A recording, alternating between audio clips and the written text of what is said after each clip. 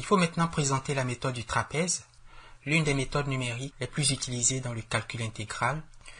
Eh bien, la méthode du trapèze approxime l'aire sous la courbe de la fonction g en remplaçant la courbe g par une droite, et on voit sur cette figure que l'aire totale sur la courbe de la fonction g devient simplement l'aire d'un trapèze. Nous savons comment calculer l'aire d'un trapèze. Formule remarquable, c'est la grande base plus la petite base divisée par 2 multipliée par la hauteur. Et par conséquent, l'intégrale de a à b de g dx dx, c'est-à-dire la valeur exacte de l'aire sous la courbe de la fonction g entre les points d'abscisse a et b, est approchée par la quantité b moins a, qui est ici la hauteur, fois g de a plus g de b divisé par 2. C'est une approximation, il y a donc un terme d'erreur. L'intégrale de a à b g dx dx, c'est l'approximation par la méthode du trapèze de cette surface, plus l'erreur, et par conséquent l'erreur est définie comme l'écart ou la différence entre l'intégrale de a à b g dx dx et l'approximation du trapèze. Pour mieux comprendre cette erreur, il nous faut connaître la fonction g en un point x quelconque. Nous allons donc écrire la formule de Taylor de la fonction g autour du point d'abscisse a. Donc on a g de x égale à g de a plus x moins a fois g' de a plus x moins a au carré fois g' de a sur 2 factoriels plus x moins a au cube fois g' de a sur 3 factoriels plus ...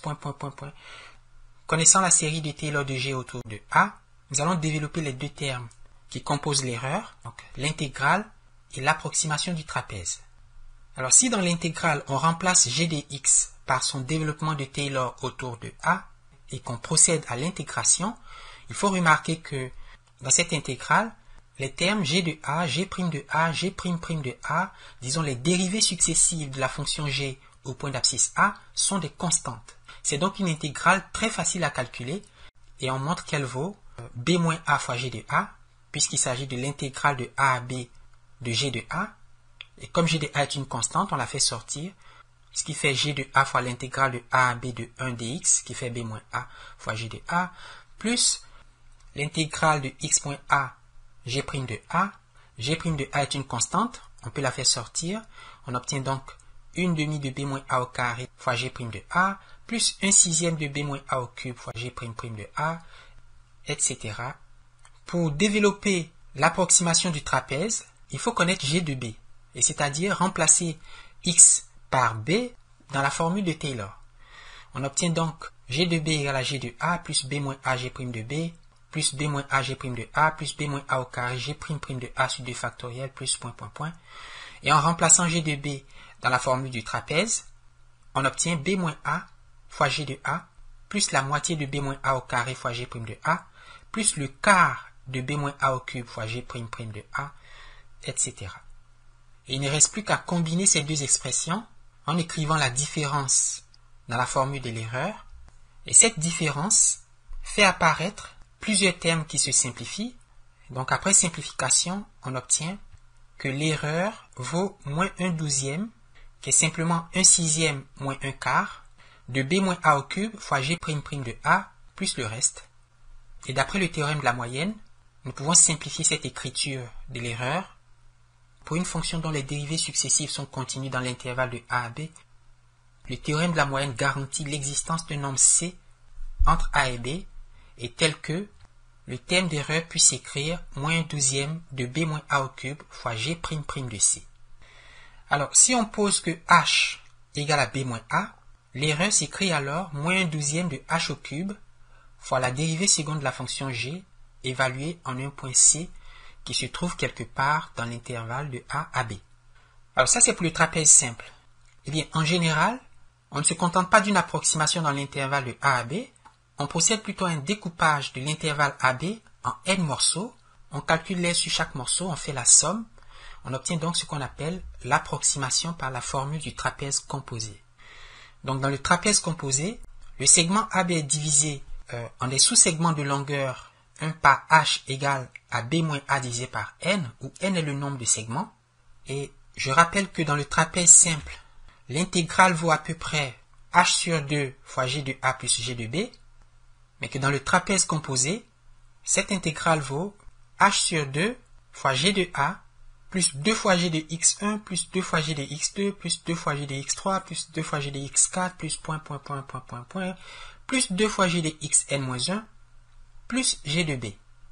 Et donc, à l'exception des points extrêmes, à l'exception de a et b, il faut doubler la valeur de la fonction g pour les points intérieurs, c'est-à-dire pour x1, x2, x3, x4 jusqu'à xn-1, multiplier le tout par h sur 2, et on obtient la formule du trapèze composé. C'est une approximation de l'intégrale définie de a à b de la fonction j de x dx.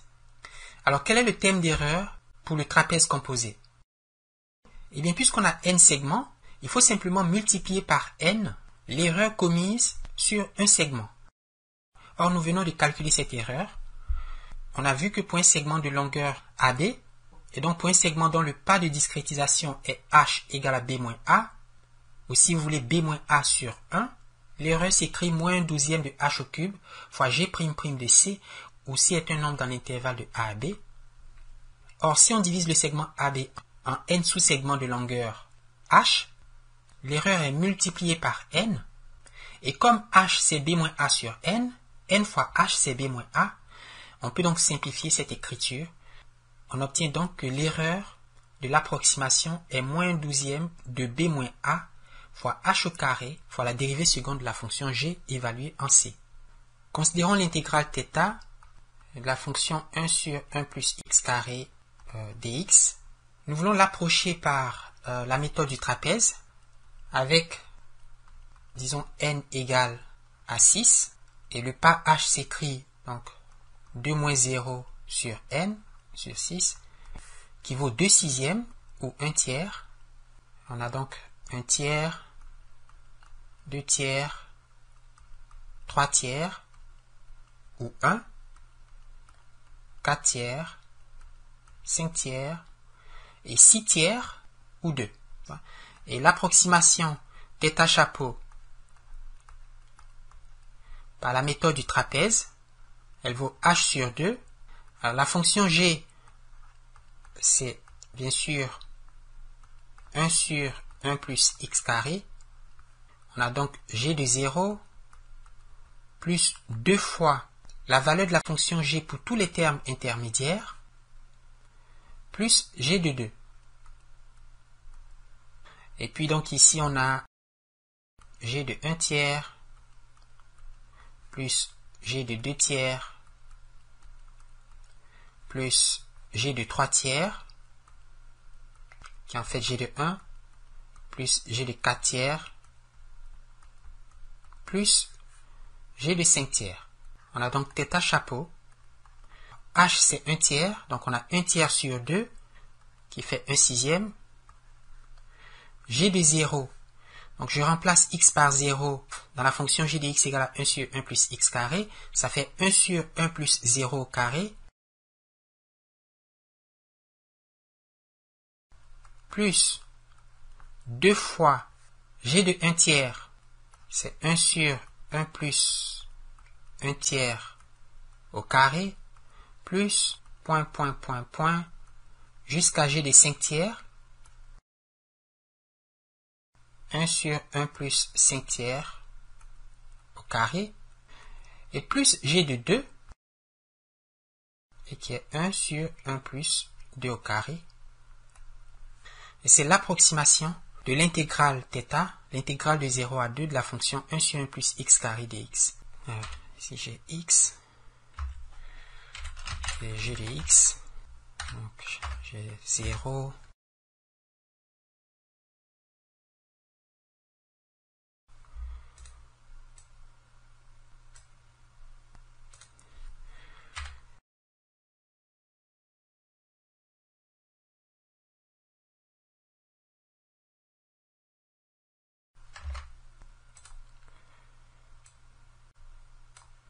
nous allons doubler les valeurs intermédiaires de la fonction g, donc multiplier g de x1 par 2 jusqu'à g de xn-1, puis ici on ne multiplie pas non plus la première valeur.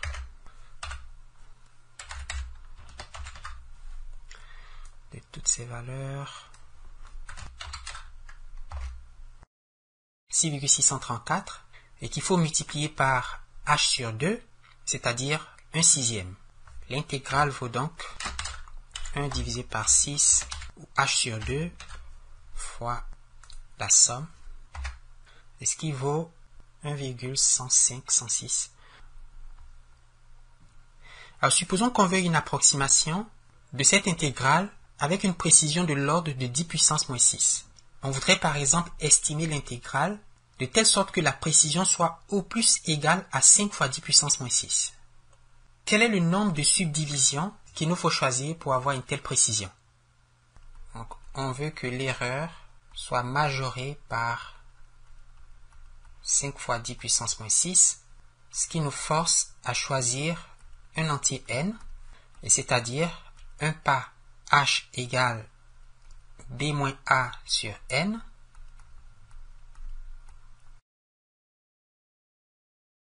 donc pour l'intervalle de 0 à 2. Combien de subdivisions faut-il choisir? Alors, la fonction g de x a pour dérivée, si on applique la règle du quotient, moins 2x sur 1 plus x carré. Et si on prend la dérivée de cette dérivée, donc la dérivée seconde de la fonction g, je vous laisse faire le calcul, on aura au numérateur moins 2 plus 6x carré, et au dénominateur 1 plus x carré exposant 3. Alors, la dérivée de la dérivée de la dérivée, la dérivée de 3, je ne vais pas faire le calcul, sera négative dans l'intervalle de 0 à 2, et ce qui veut dire que la dérivée seconde est décroissante dans l'intervalle de 0 à 2, et que par conséquent, son maximum sur ce segment, ou si vous voulez le maximum de sa valeur absolue, est atteint au point x égale à 0. Et que vaut ce maximum? Eh bien, si on remplace x par 0, on a moins 2 sur 1, qui vaut moins 2, et en valeur absolue, 2.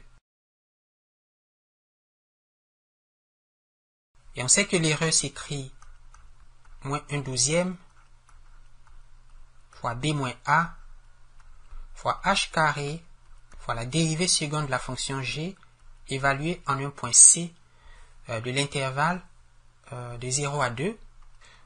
Ici, a égale 0, b égale 2. La valeur absolue du terme d'erreur, c'est 1/12 fois 2 moins 0, c'est 2, fois h carré, fois g'' c. Or, la dérivée seconde de la fonction g en c est majorée par 2, puisque le maximum est atteint en 2, ce qui fait 1/3 de h carré, et on veut que ceci soit inférieur ou égal à 5 fois 10 puissance moins 6.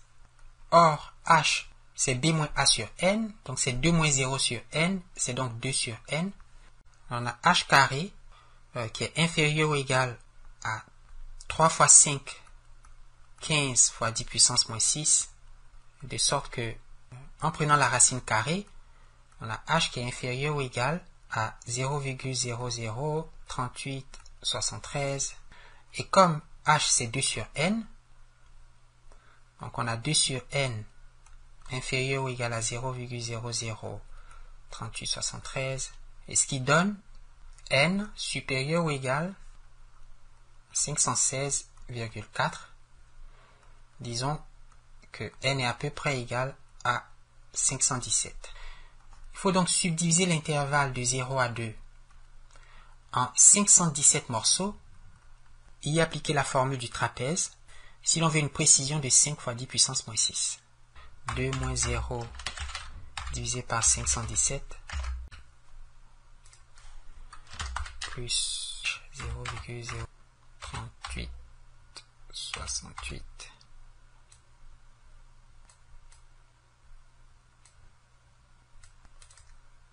Cette formule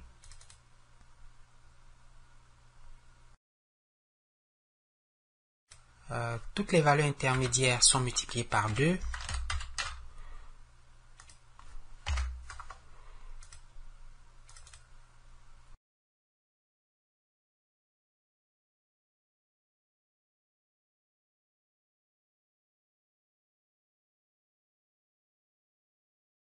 572,8398.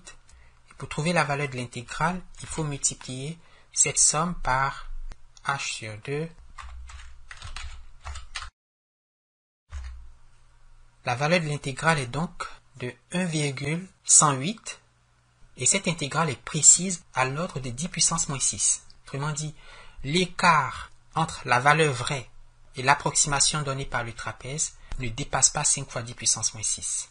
Donc ne dépasse pas 0,00000.